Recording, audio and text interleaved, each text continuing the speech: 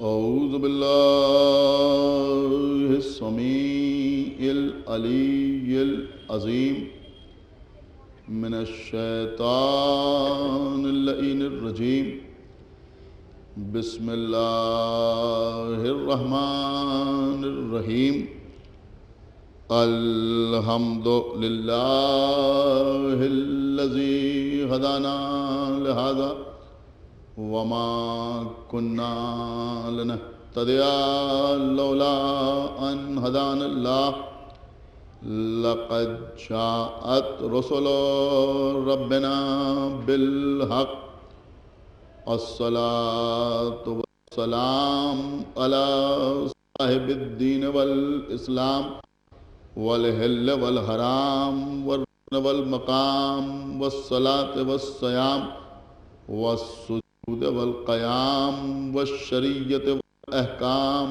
والحجت والبرہان والمحبت والعرفان والحق والبیان والکتاب والقرآن سیدنا ونبینا وشفیعنا ومولانا ومولا الثقلین جد الحسن والحسین ابی القاسم محمد وعلى أهل بيته الطيبين الطاهرين المعصومين المظلومين المنتخبين المنتجبين الذين أذهب الله عنهم الرجس وطهرهم تطهيرا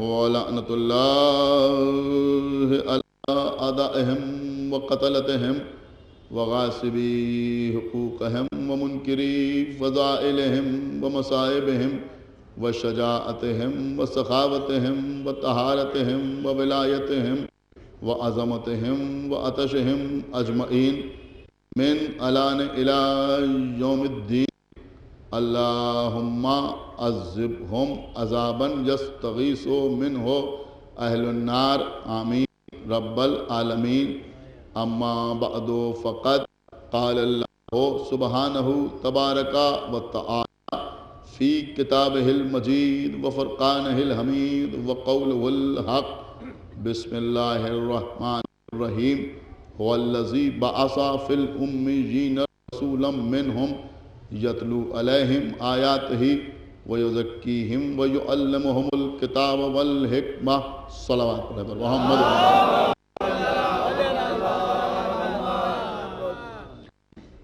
حضرات اس خمسہ مجالس کا موضوع ہے معرفت رسالت۔ اسی موضوع کے پیش نظر میں نے سورہ جمعہ کی اس آیہ مبارکہ کو سرنامہ سخن قرار دیا ہے، جس میں خالق کائنات یہ ارشاد فرما رہا ہے کہ ہم نے امیین کے درمیان ایک کو رسول بنا کے بھیجا، اور ہمارا وہ رسول ان کے سامنے ہماری آیتوں کی تلاوت کرتا ہے، ان کے نفسوں کو پاک کرتا ہے اور ان کو کتاب و حکمت کی تعلیم دیتا ہے۔ صلوات پڑھا پر محمد۔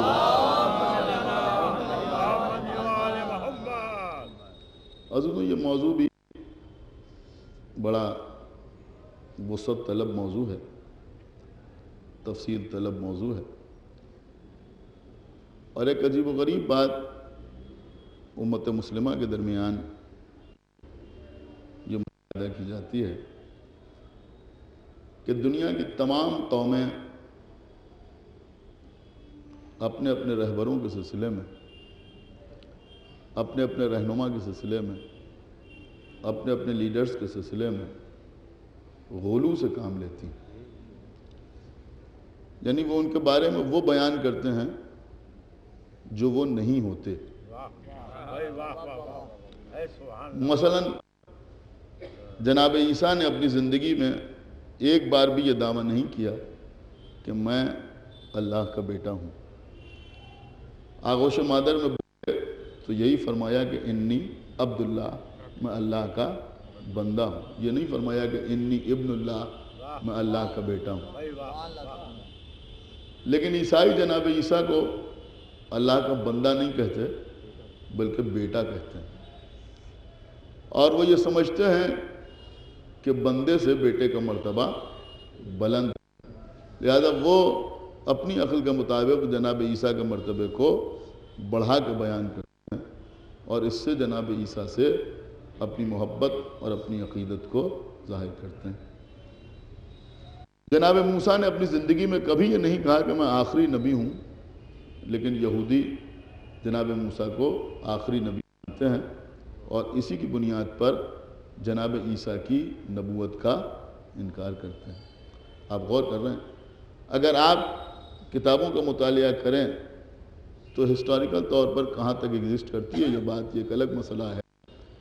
لیکن جو کتابیں موجود ہیں ان میں شری رام چندر جی نے اپنی زندگی میں ایک بار بھی یہ نہیں کہا کہ اللہ مجھ میں حلول کیے ہوئے. آپ غور کر رہے ہیں جو میں عرض کر رہا ہوں، ایک بار بھی یہ نہیں کہا کہ اللہ مجھ میں حلول کیے ہوئے ہے. لیکن ان کے ماننے والے یہ کہتے ہیں کہ اللہ نے، بھگوان نے، ایشور نے ان میں اوتار لے لیا تھا اور اللہ میں حلول کیے ہوئے تھا. اس کا مطلب یہ ہوا کہ دنیا کی ہر قوم اپنے اپنے لیڈر کے سلسلے میں، اپنے اپنے رہبر کے سلسلے میں، اپنے اپنے پرافٹ کے سلسلے میں غلو سے کام لیتی ہے، خط سے آگے بڑھ کے بیان کرنا چاہتی ہے. لیکن اگر آپ غور کریں تو صرف اور صرف یہ مسلمان ہیں کہ اللہ قرآن مجید میں کہہ رہا ہے کہ قد جاءکم من اللہ نور و کتاب مبین. اللہ کہہ رہا ہے کہ ہم نے کتاب بھیجی اور نور مبین کو بھیجا. نور سے مراد ذات رسول ہے. اللہ کہہ رہا ہے کہ ہم نے محمد کو نور بنا کے بھیجا. رسول فرمانا ہے کہ اول ما خلق اللہ نوری، اللہ نے سب سے پہلے میرے نور کو پیدا کیا. مسلمان کہہ رہے ہیں وہ نوری نہیں تھے، خاکی تھے. ایک ساتھ پڑھنے پر محمد وآلہ وہ جو فرمائی عزیزوں، دیکھیں عزیزوں پوری توجہ آیات کی چاہتا ہوں. ہمارے اوپر یہ الزام لگتا ہے کہ ہم لوگ رسول اللہ کو نہیں مانتے. غور کر رہے ہیں آپ، ہمارے اوپر الزام لگتا ہے کہ ہم لوگ رسول اللہ کو نہیں مانتے. ظاہر سی بات ہے کہ اس مسجد میں جو مجلسیں ہوتی ہیں ان کی نوعیت دیگر مجالس سے تھوڑی الگ ہوتی ہے، اس لیے کہ یہاں ہمیں اپنا پیغام دوسروں کی خدمت میں بھی پہنچانا ہوتا ہے. تو اب ایک پیغام کی صورت میں سب سے پہلا جملہ میں یہ عرض کرنا چاہوں گا کہ ہم پر یہ الزام نہ لگائیے کہ ہم رسول کو نہیں مانتے. یہ جملہ غلط ہے کہ ہم رسول کو نہیں مانتے. ہاں یہ الزام ہم قبول کر سکتے ہیں کہ ہم رسول کو ویسا نہیں مانتے جیسا آپ مانتے ہیں. ایک صلوات پڑھیں بر محمد وآلہ محمد. ایک صلوات اور پڑھیں بر محمد وآلہ محمد. ایک صلوات اور پڑھیں بر محمد وآلہ محمد.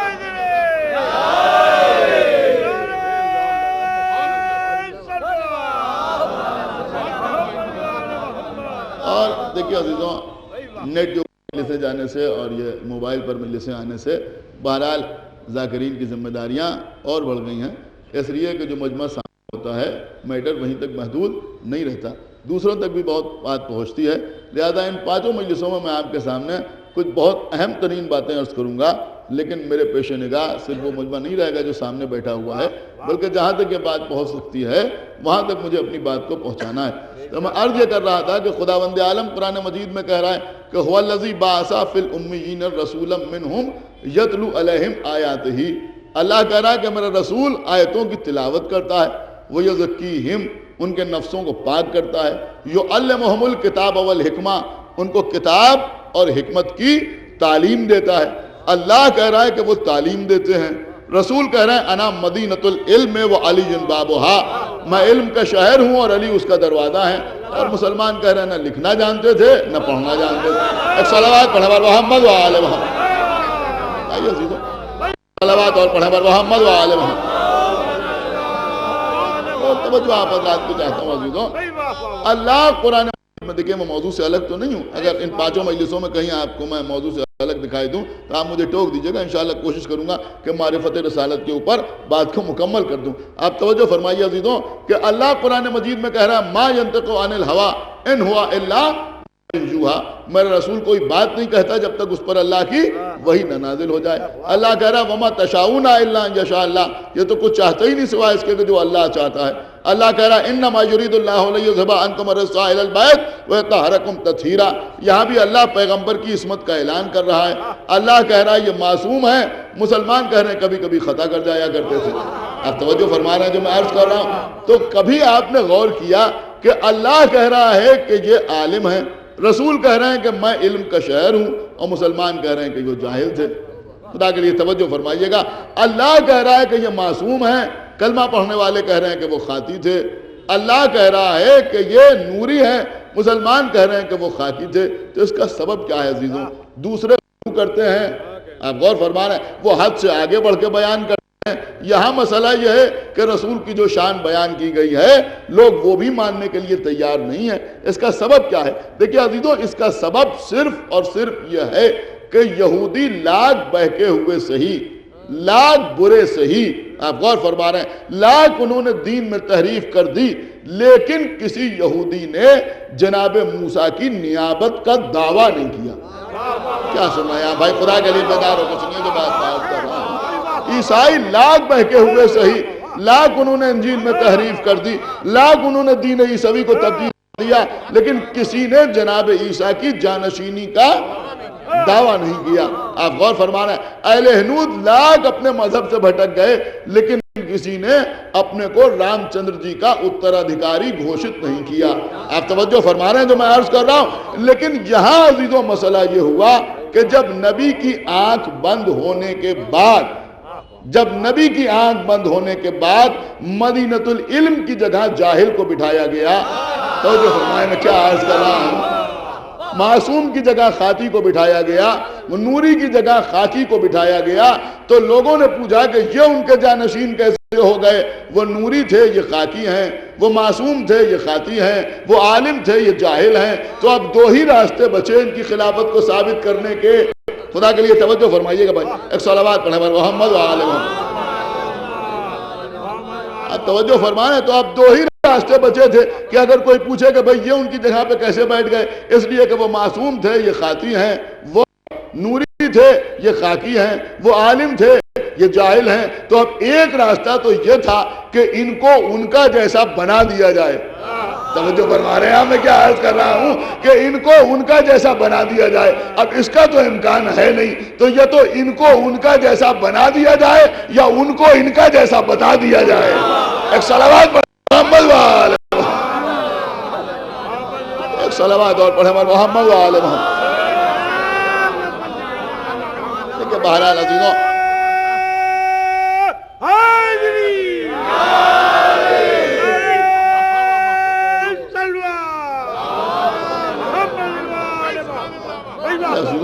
جیسا موسم ہو رہا ہے، جتنی ٹھنڈک پڑ رہی ہے، جیسی سردی پڑ رہی ہے، اس میں جتنے لوگ یہاں تشریف لے آئے، آپ سمجھیں کہ یہ صرف اور صرف عشق اہل بیت ہے جو آپ کے کھینچ کے لے آیا۔ ورنہ شہر میں بہت سے خمسے ہو رہے ہیں، بہت سی مجالس ہو رہی ہیں، وہاں بھی لوگ جا رہے ہیں، لیکن جتنی ٹھنڈک ہے اتنی دور دور سے لوگ تشریف لے آئے ہیں۔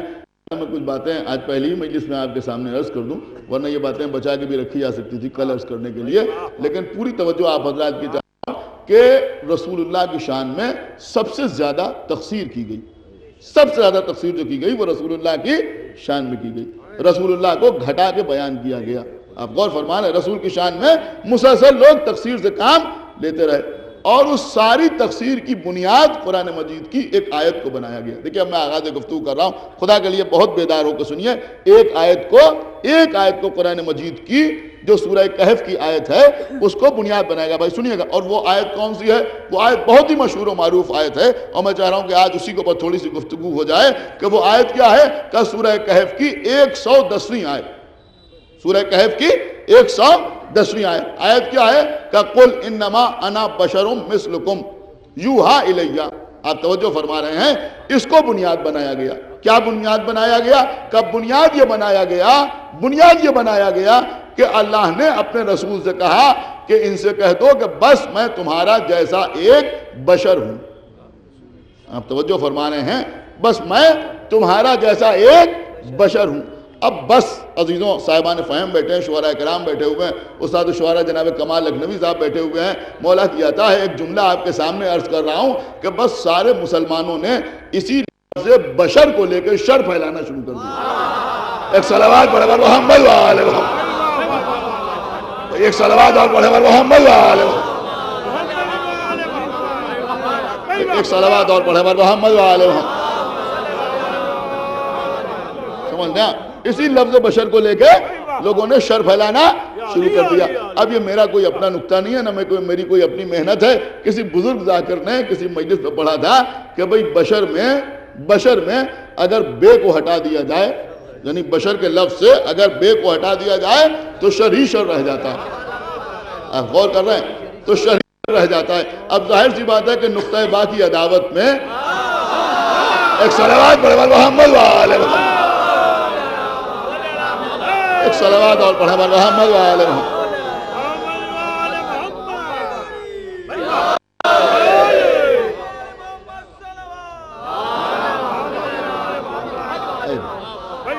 تو بہرحال زور اس بات پر دیا گیا، انہوں نے کہا صاحب رسول اللہ کو بشر کہا گیا ہے، بشر کہا گیا ہے، بشر کہا گیا ہے۔ ارے بشر تو کہا گیا ہے رسول اللہ کو، غور فرمانا، بشر تو کہا گیا ہے رسول اللہ کو، لیکن کبھی اس کے اوپر بھی تم نے غور کیا کہ اللہ نے جو پہلا بشر بنایا وہ کہے سے بنایا؟ دیکھیں توجہ کے ساتھ سنیے گا، اللہ نے جو پہلا بشر بنایا وہ کس چیز سے بنایا؟ کہ پہلے بشر کون ہے؟ کہ پہلے بشر ہیں ہمارے اور آپ کے باپ جناب آدم، وہی تو پہلے بشر ہے نا۔ آدم کو بشر بھی کہا جاتا ہے اور ابو البشر بھی کہا جاتا ہے، یعنی تمام انسانوں کا باپ بھی کہا جاتا ہے اور بشر بھی کہا جاتا ہے۔ پہلے انسان بھی وہی ہیں، پہلے بشر بھی وہی ہیں، پہلے آدمی بھی وہی ہیں، آدم بھی وہی ہیں، ابو البشر بھی وہی ہیں۔ اللہ نے جناب آدم کو کس چیز سے بنایا؟ توجہ فرمائیے گا، کس چیز سے اللہ نے جناب آدم کو بنایا؟ کس چیز سے اللہ نے جناب آدم کو بنایا؟ کہ اللہ نے جناب آدم کو مٹی اور پانی سے بنایا۔ میں نے غلط تو نہیں عرض کیا؟ خدا کے لیے توجہ فرمائیے جو میں عرض کر رہا ہوں، اللہ نے کہے سے بنایا؟ کہ مٹی اور پانی سے بنایا۔ شاید بات سب کی سمجھ میں نہیں آ رہی ہے۔ اللہ نے جناب آدم کو کہے سے بنایا؟ کہ مٹی اور پانی سے بنایا۔ مٹی منگوائی، پانی منگوایا اور مٹی کو خمیر کیا، آدم کا پیکر تیار کیا۔ اللہ نے بتایا کہ ہم نے آدم کو مٹی سے بنایا اور پانی سے بنایا۔ دیکھیں ابھی ساری باتیں انشاءاللہ آپ کے سامنے آئیں گی۔ اللہ نے آدم کو مٹی اور پانی سے ملا کے بنایا، لیکن رسول اللہ کے لیے اللہ نے کیا کہا؟ کیا کہا پیغمبر اسلام کے لیے اللہ نے؟ نہیں سنیے جو میں عرض کر رہا ہوں، حدیث قدسی میں خداوند عالم نے ارشاد فرمایا اپنے حبیب کے لیے کہ لولاک لما خلقت الافلاک۔ دیکھیں اس کا ترجمہ لوگ یہ کر دیتے ہیں کہ اگر آپ کو نہ پیدا کرتا تو کائنات کو نہ پیدا کرتا۔ اس میں کہیں کائنات وائنات کا لفظ نہیں، سمجھ رہے ہیں آپ؟ فلک کی جمع ہے افلاک، فلک کہتے ہیں آسمان کو۔ دیکھیں سنیے تو میں عرض کر رہا ہوں، فلک کہتے ہیں آسمان کو۔ اللہ کیا کہہ رہا ہے؟ اللہ کہہ رہا ہے لولاک لما خلقت الافلاک، اگر آپ کو نہ پیدا کرتا تو میں افلاک کو پیدا نہ کرتا، یعنی اگر آپ کو نہ پیدا کرتا تو میں آسمانوں کو پیدا نہ کرتا، آسمانوں کو پیدا نہ کرتا۔ دیکھیں بھئی یہ لولاک اگر آپ کی سمجھ میں نہ آئے گا تو کس کی سمجھ میں آئے گا؟ سمجھ رہے ہیں آپ یا نہیں سمجھ رہے ہیں؟ یہ حدیث قدسی ہے، اللہ کا کلام ہے لیکن قرآن نہیں ہے، حدیث قدسی ہے۔ لولاک اگر اب بھی سمجھ میں بچوں کی بات نہیں آئی ہو تو میں آپ کے سامنے عرض کر دوں کہ یہ اسی قسم کا جملہ ہے جیسے ایک صاحب نے اپنی زندگی میں 70 مرتبہ کہا کہ لولا علی، جو فرما رہا ایک صلوات پڑھے محمد وآلہ محمد۔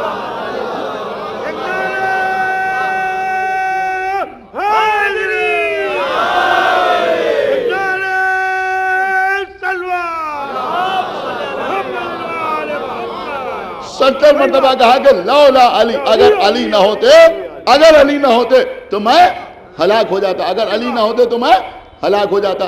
تو لولا آپ کی سمجھ میں آ گیا؟ اب اللہ کہہ رہا ہے لولاک لما خلقت الافلاک، اگر آپ نہ ہوتے تو میں افلاک کو پیدا نہ کرتا، اگر آپ نہ ہوتے تو میں آسمانوں کو پیدا نہ کرتا، میں آسمانوں کو پیدا نہ کرتا۔ اسی قرآن میں اللہ کہہ رہا ہے کہ ہم نے پانی کو آسمانوں سے برسایا۔ آپ غور فرما رہے ہیں؟ خدا کے لیے توجہ فرمائیے گا کہ آسمان سے ہم نے طیب و طاہر پانی برسایا۔ اس کا مطلب یہ ہوا کہ پانی کہاں سے آتا ہے؟ کہ پانی آتا ہے آسمانوں سے۔ خدا کے لیے توجہ فرمائیے گا، پانی آتا ہے آسمان سے۔ اب آسمان کس کی وجہ سے خلق ہوئے؟ کہ پیغمبر کی وجہ سے خلق ہوئے. لولاک لما خلقت الافلاک. اس کا مطلب یہ ہوا کہ اگر رسول نہ ہوتے تو آسمان نہ ہوتے، آسمان نہ ہوتے تو پانی نہ ہوتا. سنایا کہ نہیں سنا بھائی؟ خدا کے لیے بیدار ہوئیے. اگر رسول نہ ہوتے تو آسمان نہ ہوتے، اور اگر آسمان نہ ہوتے، نہیں توجہ فرما رہے آپ، اگر آسمان نہ ہوتے تو پانی نہ ہوتا. میرے مولا کا لقب کیا ہے؟ خدا کے لیے توجہ فرمائیے گا. مولا علی کا لقب کیا ہے؟ کہ مولا علی کا لقب ہے ابو تراب. آئے آئے آئے کیا سن رہے ہیں آپ؟ خدا کے لیے توجہ فرمائے.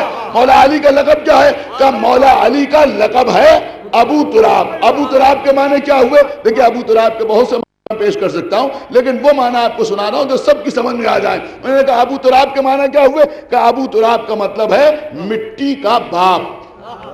لیکن غور کیجئے جو میں عرض کر رہا، ابو تراب کے معنی کیا ہوئے؟ کہ مٹی کا باپ. اب جتنے لوگ یہاں بیٹھے ہوئے ہیں وہ مجھے بتائیں کہ اگر آپ کے باپ نہ ہوتے تو کیا آپ ہوتے؟ ایک صلوات پڑھو محمد وآلہ محمد. بھئی ایک صلوات اور پڑھو محمد وآلہ محمد. اور کہنا تو مسئلہ یہ ہے کہ اگر ہمارے باپ نہ ہوتے تو ہم نہ ہوتے، ان کے باپ نہ ہوتے تو یہ نہ ہوتے، وکیل صاحب کے باپ نہ ہوتے تو وکیل صاحب نہ ہوتے.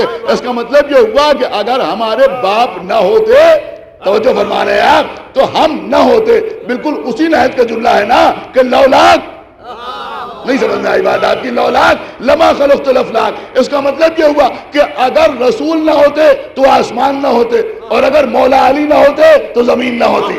توجہ نہیں فرمائی آپ نے. اگر رسول نہ ہوتے تو آسمان نہ ہوتے، اگر مولا علی نہ ہوتے تو زمین نہ ہوتی، رسول نہ ہوتے تو آسمان نہ ہوتے، آسمان نہ ہوتے تو پانی نہ ہوتا، علی نہ ہوتے تو زمین نہ ہوتی، زمین نہ ہوتی تو مٹی نہ ہوتی.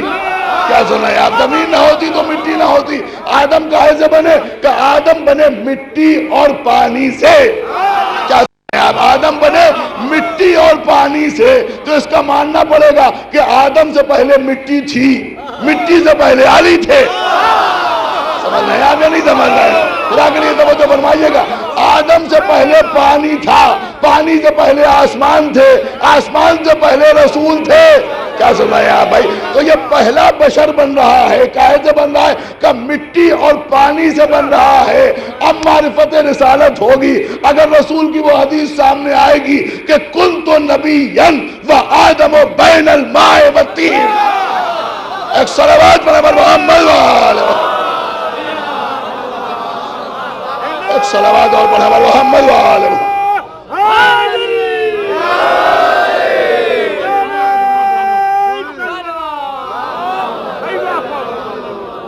کنت نبیًا وآدم بین الماء والطین. کہ میں اس وقت بھی نبی تھا کہ جب آدم آب و گل کے درمیان تھے، جب آدم مٹی اور پانی کے درمیان تھے، اس وقت بھی میں نبی تھا. اس وقت بھی میں نبی تھا کہ جب آدم آب و گل کے درمیان تھے. اب صرف رسول اللہ رسول نہیں تھے، صرف محمد نبی نہیں تھے، بلکہ ارجح المطالب پڑھیے، صاف صاف تحریر ہے کہ مولا کائنات یہودی کے باغ میں پانی دے رہے ہیں، اور رسول اللہ اپنے 40 صحابیوں کو لے کر اس باغ میں پہنچے، اور جانے کے بعد اپنے صحابیوں سے کہا کہ علی کو امیر المومنین کہہ کر سلام کرو. 38 آدمیوں نے بغیر کسی تکلف کے علی کو امیر المومنین کہہ کے سلام کیا. انہی میں شیخین بھی شامل تھے. توجہ فرمائیے گا. تو شیخین نے رسول اللہ سے کہا کہ یا رسول اللہ، یہ علی کو امیر المومنین آپ نے بنایا ہے یا اللہ نے بنایا ہے؟ تو رسول نے فرمایا کہ علی اس وقت بھی امیر المومنین تھے کہ جب آدم آب و گل کے درمیان. ایک صلوات پڑھو محمد وآلہ محمد.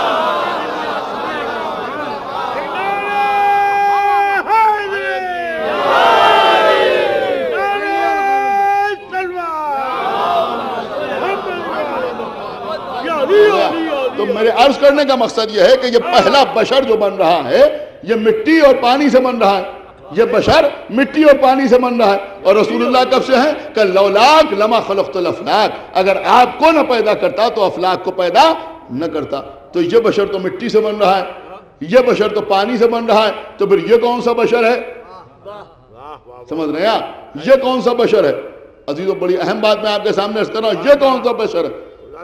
غور کر رہے ہیں آپ عزیزوں؟ دیکھیے بشر ایک شکل کا نام ہے، بشر ایک شکل کا نام ہے، توجہ فرمائیے گا، بشر ایک شکل کا نام ہے۔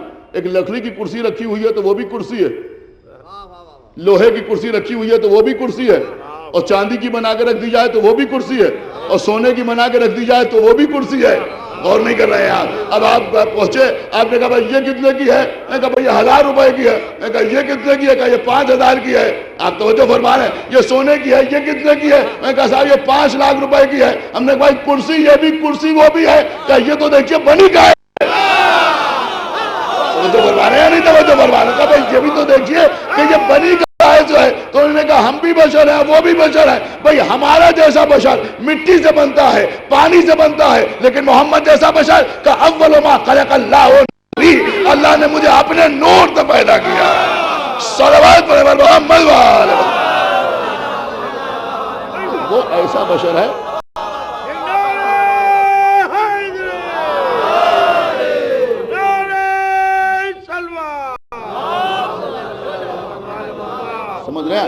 تو وہ ایسا بشر ہے کہ جس کو اللہ نے اپنے نور سے پیدا کیا، اللہ نے اپنے نور سے پیدا کیا۔ تو جناب آدم کہے سے بنے؟ کہ جناب آدم بشر تو تھے لیکن جناب آدم کو مٹی اور پانی سے بنایا گیا، مٹی اور پانی سے بنایا گیا۔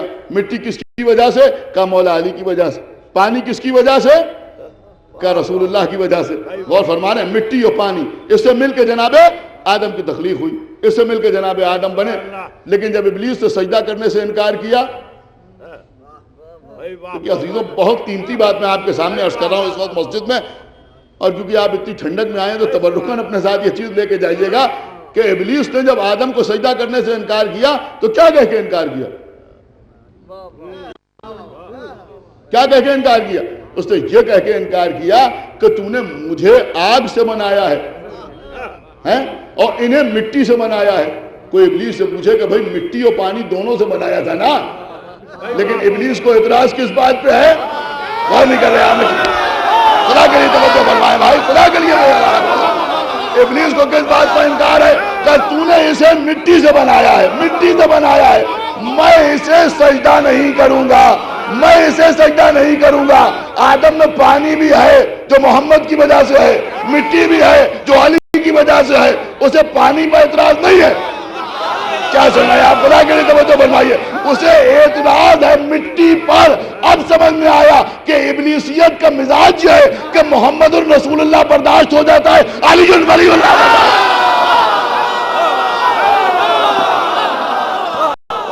ایک صلوات پر محمد وآلہ۔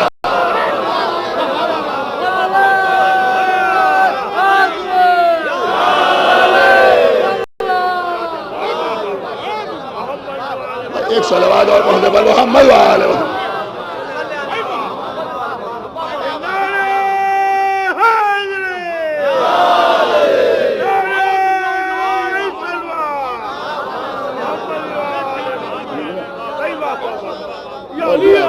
ایک صلوات اور پڑھنے پر محمد وآلہ۔ دیکھیے عزیزوں، بہرحال آپ حضرات جیسے آئیں گے اور جیسے شعراء کرام آپ کی بارگاہ میں منظوم نظرانہ خدمت پیش فرمائیں گے، ویسے ہی میں ممبر پہ آؤں گا، لیکن میں خود یہ چاہتا ہوں کہ مجلس ٹھیک 9 بجے شروع ہو جائے، یعنی 9 بجے کم سے کم میں ممبر پہ بیٹھ جاؤں اور 10 بجے کے اندر مجلس تمام ہو جائے، تاکہ جو لوگ دور دور سے آ رہے ہیں وہ اپنے اپنے گھروں تک آرام سے سکون سے واپس چلے جائیں۔ ایک صلوات اور پڑھنے پر محمد وآلہ۔ اور یہ آپ نے تو میں عرض یہ کر رہا تھا کہ ابلیس کو جو اعتراض ہے وہ مٹی کے اوپر اعتراض ہے، پانی کے اوپر اعتراض نہیں ہے، پانی کے اوپر اعتراض نہیں ہے۔ اور پانی کس کی وجہ سے ہے؟ کہ پانی ہے رسول اللہ کی وجہ سے، رسول اللہ کی وجہ سے۔ دیکھیے اس وقت میرے سامنے نوجوان زیادہ بیٹھے ہوئے ہیں، پڑھے لکھے لوگ بیٹھے ہوئے ہیں، آپ اس بات کو اچھی طرح سمجھ سکتے ہیں کہ روزانہ اخبارات میں اس طرح کی خبریں آتی ہیں کہ چاند پر زندگی کی علامات ڈھونڈی جا رہی ہیں۔ غور نہیں فرما رہے ہیں؟ کبھی آتا ہے کہ صاحب ایک راکٹ گیا ہے اور ایک سیارہ بھیجا گیا ہے مصنوعی بنا کے، جس نے آگے یہ خبر دی ہے کہ مریخ پر بھی کچھ زندگی کے آثار ہیں۔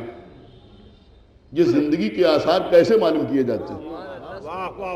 توجہ فرمائیے، جو میں عرض کر رہا ہوں، یہ زندگی کے آثار کیسے معلوم کیے جاتے ہیں؟ کیسے معلوم ہوا کہ وہاں زندگی ہے؟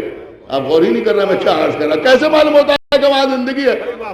تو تحقیق یہ بتاتی ہے کہ وہاں کسی نہ کسی شکل میں اگر پانی نظر آ جائے، سمجھ رہے ہیں آپ یا نہیں سمجھ رہے ہیں؟ بھاپ کی شکل میں نظر آ جائے، برف کی شکل میں نظر آ جائے، یا اپنی اصل صورت میں نظر آ جائے، تو تحقیق کرنے والے یہ سمجھتے ہیں کہ وہاں پر زندگی کا امکان ہے۔ آپ غور نہیں کر رہے میں کیا عرض کر رہا ہوں؟ تب تحقیق کرنے والے یہ سمجھتے ہیں کہ وہاں زندگی کا امکان ہے۔ اس کا مطلب یہ ہوا کہ اگر پانی ہے تو زندگی ہے۔ کیا سن رہے ہیں آپ؟ بھائی خدا کے لیے توجہ فرمائیے گا، اگر پانی ہے تو زندگی ہے، اور اگر پانی نہیں ہے تو زندگی نہیں ہے۔ اگر پانی ہے تو زندگی ہے، اور اگر پانی نہیں ہے تو زندگی نہیں ہے۔ اور اللہ کیا کہہ رہا ہے؟ لولاک لما خلقت الافلاک، ہمارے حبیب اگر آپ کو نہ پیدا کرتا تو افلاک کو نہ پیدا کرتا، اور افلاک نہ ہوتے تو پانی نہ ہوتا۔ آپ نے توجہ فرمائی؟ اس کا مطلب یہ ہوا کہ کائنات میں جو زندگی ہے وہ صرف اور صرف محمد کے وجود کا صدقہ ہے۔ سمجھ رہے ہیں آپ؟ ایک صلوات پڑھے محمد وآلہ محمد۔ سمجھ رہے ہیں؟ لیکن ایک بات آپ اپنے ذہن میں رکھیں کہ ساری کائنات میں کسی سیارے کے اوپر یا کسی ستارے کے اوپر اگر زندگی کی علامت نظر آتی ہے تو وہ پانی ہی کی شکل میں نظر آتی ہے۔ یعنی پانی ہے تو زندگی ہے، اور اگر پانی نہیں ہے تو زندگی نہیں ہے۔ لیکن عزیزوں، ایک جگہ ایسی ہے کہ جہاں زندگی بٹ رہی ہے بغیر پانی کی۔ سمجھ رہے ہیں آپ؟ جہاں زندگی بٹ رہی ہے بغیر پانی کی۔ امام حسین علیہ السلام کربلا کے میدان میں جو زندگی بانٹ رہے ہیں، وہ زندگی پانی کی شکل میں نہیں بٹ رہی، تشنہ دہانی کی شکل میں بٹ رہی۔ بس عزیزوں، آپ ذرا انصاف سے بتائیں کہ آج لوگ رسول کو اپنا جیسا کہنا ہے، اور وہاں امام حسین علیہ السلام کا عالم کیا ہے؟ میں نے کسی کتاب میں نہیں دیکھا، لیکن میں نے بزرگ ذاکرین سے سنا ہے کہ کسی ذاکر نے مجلس میں پڑھ دیا کہ اگر کربلا میں امام حسین علیہ السلام مجھے حکم دیتے کہ تم سامنے کھڑے ہو کے تیروں کو روکتے رہو، تو میں بھی جا کے سامنے کھڑا ہو جاتا، آتے ہوئے تیروں کو روکتا رہتا۔ یہ کہتے کہ میں سامنے جا کے کھڑا تو ہو گیا، خواب میں دیکھا کہ امام حسین نماز پڑھ رہے ہیں، تنہا کھڑے ہوئے، اور مجھ سے کہہ رہے ہیں ذرا سامنے آ کے کھڑے ہو جاؤ، آتے ہوئے تیروں کو روکتے رہنا۔ یہ کہتے ہیں میں سامنے جا کے کھڑا تو ہو گیا، لیکن جب کوئی سنسناتا ہوا تیر آتا تھا تو میں ڈر کے الگ ہٹ جاتا تھا۔ یہاں تک کہ آقا حسین کی نماز تمام ہوئی، اب جب میں نے پلٹ کے دیکھا تو کیا دیکھا کہ سارے تیر امام حسین کے جسم اطہر میں پیوست ہو چکے ہیں۔ یہ کہتے مولا آگے بڑھے، میرے کندھے پہ ہاتھ رکھا، اور ہاتھ رکھنے کے بعد کہا کہ دیکھو اس پہ تمہاری کوئی خطا نہیں ہے، لیکن آئندہ سے میرے اصحاب کی برابری کی کوشش کرو۔ تو جس حسین کو یہ گوارا نہیں کہ کوئی حسین کے اصحاب کی برابری کرے، اس حسین کو یہ کیسے گوارا ہوگا کہ کوئی حسین کے نانا کی برابری کرے، کوئی حسین کے نانا کی ہمسری کرے۔ عزیزوں، یہ تو صرف امام حسین کے انصار تھے۔ لیکن کسی مجلس میں میں نے یہ بات عرض کی تھی، مختصر سی مجلس میں، اس وقت عرض کر دوں عزیزوں کہ کربلا کے مصائب پہ فضائل ہیں۔ بہت سی چیزیں ایسی ہیں جو ہم بڑی آسانی سے سن سکتے ہیں۔ میں چیلنج کر رہا ہوں عزیزوں، ساری کائنات میں کوئی ایک شخصیت ایسی نہیں ملے گی کہ جس کے جانثار نے آخر وقت میں اپنے آقا سے یہ پوچھا ہو کہ آقا کیا اجازت ہے کہ روح قفس عنصری سے پرواز کرے؟ یہ کوئی معمولی مسئلہ نہیں کہ کوئی یہ پوچھے کہ آقا اجازت ہے کہ روح جسم سے پرواز کرے۔ یہ صرف کربلا کے میدان میں سید و زہیر تھے جو امام حسین سے پوچھ رہے تھے کہ آقا اجازت ہے کہ روح جسم سے پرواز کرے، اور امام حسین فرما رہے تھے بسم اللہ وباللہ وفی سبیل اللہ، اجرکم اللہ، خدا آپ کو کسی غم میں نہ رلائے سوائے غم سرکار سید الشہداء۔ عزیزوں، یہ انصار امام حسین علیہ السلام۔ آپ ذرا غور کیجئے کہ شب عاشور ہمارے اور آپ کے آقا حسین انصار کے درمیان تقریر فرما رہے ہیں۔ میں تمہاری گردنوں پر سے اپنی بیعت اٹھائے لیتا ہوں، جس کا دل چاہے وہ چلا جائے۔ ہندوستانی ماحول میں ہم اس جملے کی اہمیت کا اندازہ نہیں لگا پاتے۔ عزیزوں، عرب کے ماحول میں اگر کوئی کسی کی بیعت کر لیتا تھا تو بیعت کر کے بیعت توڑنا بہت زیادہ معیوب سمجھا جاتا تھا۔ امام حسین فرما رہے ہیں کہ میں تمہاری گردنوں پر سے اپنی بیعت اٹھائے لیتا ہوں، اب جس کا دل چاہے چلا جائے۔ یہ بتانا چاہتے ہیں کہ یہ بیعت کی وجہ سے میرے ساتھ نہیں ہے، محبت کی وجہ سے میرے ساتھ۔ میں تمہیں جنت کی بشارت دیتا ہوں، چلے جاؤ۔ لیکن انصار حسین کی آواز دے رہے ہیں، حسین ہمیں آپ کو چھوڑ کے جنت نہیں چاہیے، ہم آپ کو چھوڑ کے جنت میں جانا نہیں چاہتے۔ عزیزوں، یہ عزادار، یہ ماتمدار، یہ امام حسین کا ماتم کرنے والے، قسم خدا کی کبھی کبھی یہ سوچ کے میری آنکھوں میں آنسو آ جاتے ہیں کہ مظلوم کے عزادار بھی مظلوم ہیں۔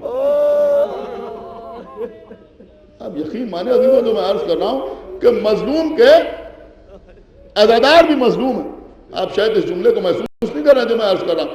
عزیزوں، اگر کسی کے گھر میں کسی کا انتقال ہو جائے اور اس کے گھر والے رو رہے ہوں، اس کے گھر والے رو رہے ہوں، آنکھوں سے آنسو بہہ رہے ہوں، منہ پر تماچے مار رہے ہوں، چیخ چیخ کے گریہ کر رہے ہوں، تو اگر کوئی بدترین دشمن بھی سامنے ہوتا ہے تو وہ اس وقت رونے والوں پر کوئی اعتراض نہیں کرتا۔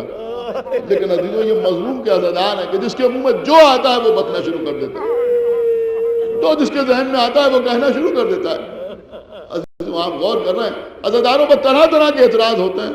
میں نے کہا صاحب یہ نماز نہیں پڑھتے، مجلس میں آ کے بیٹھ جاتے ہیں، روزہ نہیں رکھتے، ماتم کرنے لگتے ہیں، حج کے لیے نہیں جاتے، کربلا چلے جاتے ہیں۔ یہ سارے ایسے اعتراضات ہیں جس کے جوابات آپ سنتے رہتے ہیں۔ اس وقت مجھے وہ سب کچھ عرض نہیں کرنا ہے، تمام اعتراضات ہوتے ہیں۔ میں کہا یہ عزادار سمجھتے ہیں کہ ہم امام حسین پر رو کے جنت میں چلے جائیں گے۔ اس وقت مجلس ہو رہی ہے، اتنا بڑا مجمع میرے سامنے بیٹھا ہوا ہے، اتنی ٹھنڈک میں، اتنی سردی کے موسم میں کہ جہاں آدمی کا لحاظ سے باہر نکلنے کا دل نہیں چاہ رہا ہے، آپ اپنے اپنے گھروں سے یہاں تک مجلس سننے کے لیے آئے ہیں۔ یہ سامنے بیویاں بیٹھی ہوئی ہیں، میں قسم دے کے پوچھتا ہوں کہ کوئی ایک آدمی یہاں دروازے پر کھڑا ہو جائے، ہر عزادار سے پوچھے جو نکل رہا ہو کہ تم کیوں روئے؟ سارے عزاداروں سے پوچھے کہ تم کیوں روئے، کیوں روئے؟ میں مجلس پڑھنا چھوڑ دوں گا اگر کوئی ایک عزادار آپ کو یہ جواب دے کہ ہم اس لیے روئے کہ ہمیں جنت ملے گی۔ میں غلط تو نہیں عرض کر رہا ہوں بھائی، آپ میری بات سمجھ رہے ہیں میں کیا عرض کر رہا ہوں؟ کوئی ایک عزادار جو آپ سے یہ کہتے ہیں کہ ہم اس لیے روئے کہ ہمیں جنت ملے گی۔ آپ پوچھے کہ تم کیوں روئے، کیوں روئے تو کوئی جواب دیتا اس لیے روئے کہ زہرا کا بھرا گھر کربلا میں اجڑ گیا، اس لیے روئے کہ علی اکبر کے سینے پر برچی لگی، اس لیے روئے کہ قاسم کا لاشا پامال ہو گیا، اس لیے روئے کہ انہوں محمد شہید ہو گئے، اس لیے روئے کہ عباس کے بازو قلم ہو گئے، اس لیے روئے کہ 6 مہینے کے بچے کے گلے پر تیر لگا، اس لیے روئے کہ حسین کا گلا آپ غور فرما رہے ہیں، اس لیے روئے کہ حسین کے گلے پر خنجر چلا، اس لیے روئے کہ سیدانیوں کو لوٹا گیا، اس لیے روئے کہ بیویوں کو دیار بدیار پھرایا گیا۔ آپ بتائیے کوئی یہ سوچ کے روتا ہے کہ ہم روئے تاکہ ہمیں جنت ملے؟ میں کچھ عرض کر رہا ہوں عزیزوں، خدا کے لیے جملے کی نزاکت کو محسوس کیجئے گا کہ بھائی آنسو کے بدلے میں جنت ان عزاداروں کا دعویٰ نہیں ہے۔ لیکن آپ رو رو کے سنیں، قطعی آپ داد دینے کی کوشش نہ کریں، لیکن ایک پیغام کی صورت میں میں یہ بات عرض کر رہا ہوں کہ آنسو کے بدلے میں جنت عزاداروں کا دعویٰ نہیں ہے، معصومہ کا وعدہ ہے، ہمارا دعویٰ نہیں، ہماری طرف سے کوئی دعویٰ نہیں ہے کہ آقا حسین ہم آپ کو اس وقت روئیں گے جب ہمیں جنت ملے، ہم آپ کی تشنگی کا ماتم تب کریں گے جب آپ آب کوثر کا وعدہ کریں، ہماری طرف سے کوئی دعویٰ نہیں ہے، سمجھ رہے ہیں؟ لیکن ہاں ادھر سے وعدہ ہے، اور جب ہم میں سے کوئی بھی نہیں تھا بھائی، جب ان عزاداروں کا کوئی وجود نہیں تھا، اس وقت شہزادی فاطمہ زہرا نے یہ وعدہ کیا تھا، اور یہ وعدہ بھی کس سے کیا تھا کہ اپنے لال حسین ابن علی سے کیا۔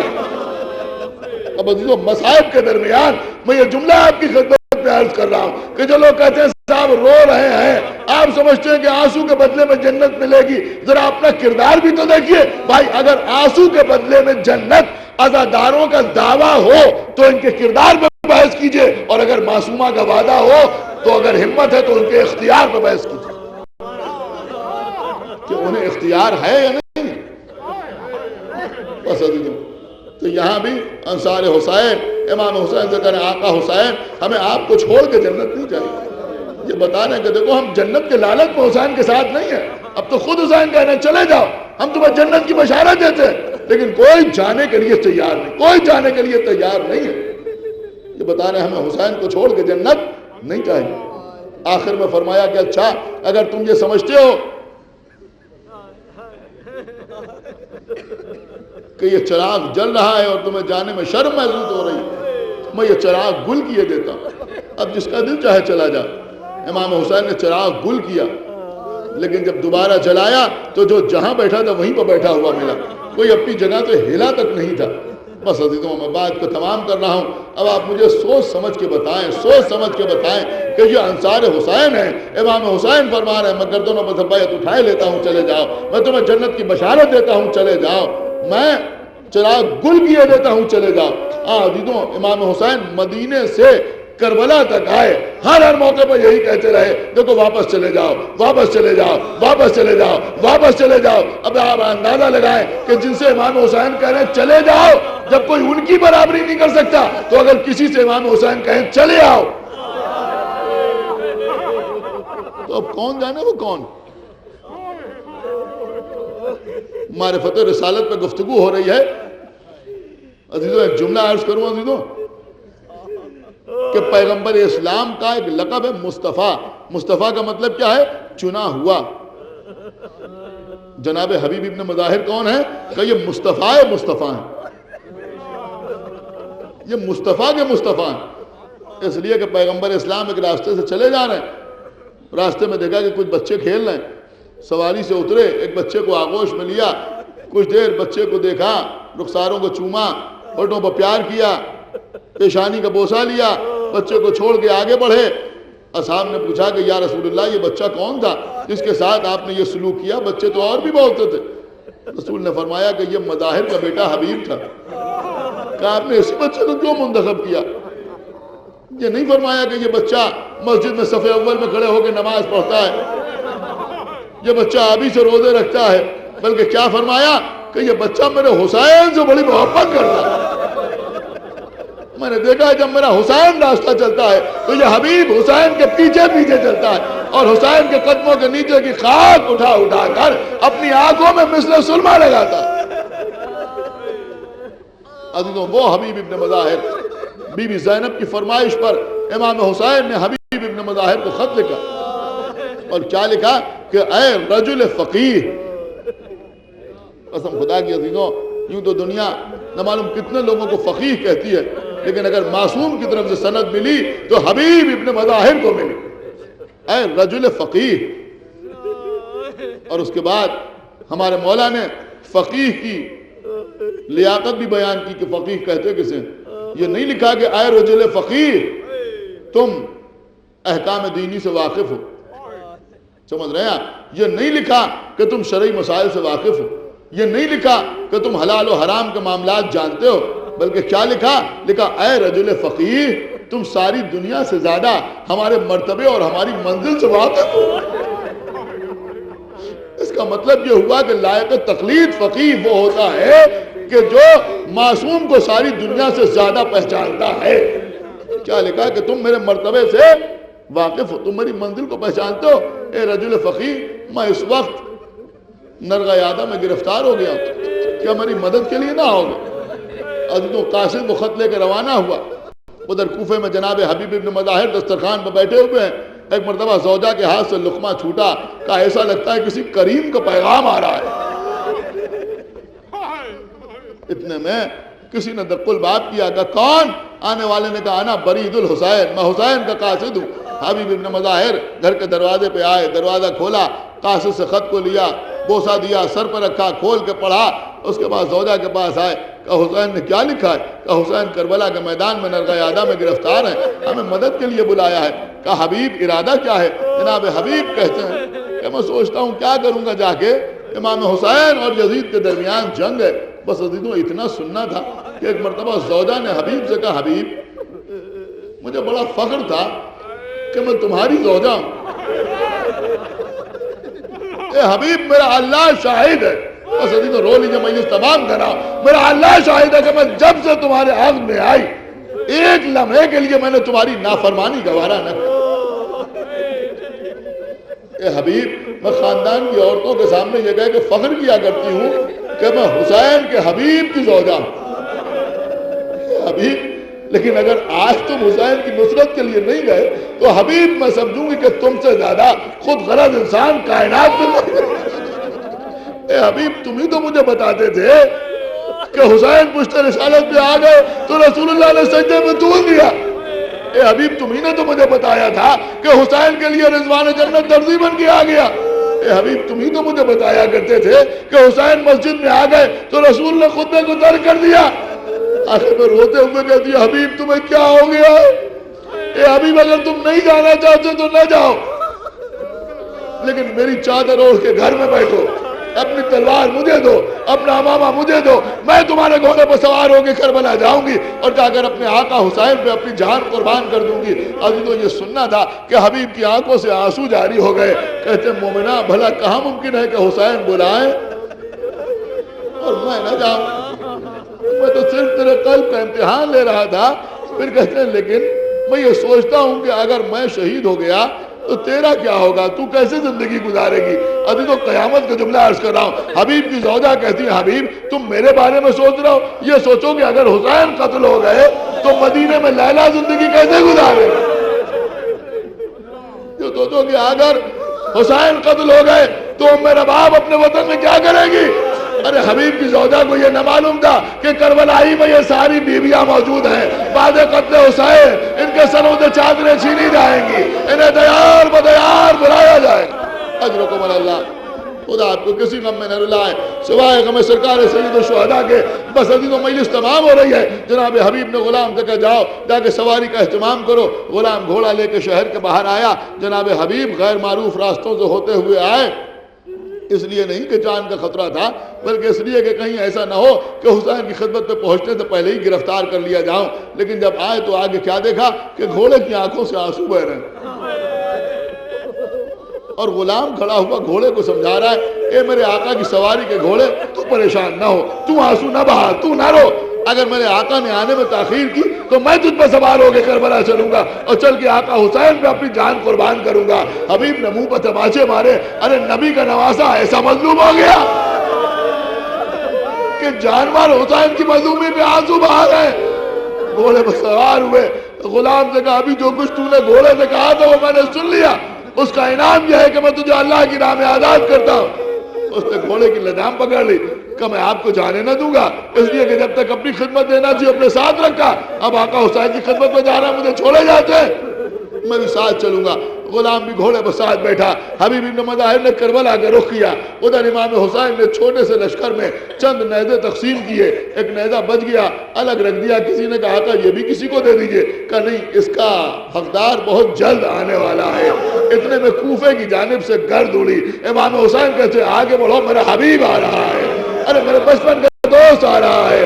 عزیز و انصار حسین آگے بڑھے، حبیب انصار کے درمیان آئے، ایک چھوٹے سے لشکر میں اللہ اکبر کی آواز بلند ہوئی، یہ آواز خیمے میں پہنچی۔ جناب زینب نے تڑپ کے جناب فضہ سے کہا فضہ جاؤ جا کے دیکھو کہ میرے بھیا کے سپاہیوں نے اللہ اکبر کی آواز کیوں بلند ہوئی۔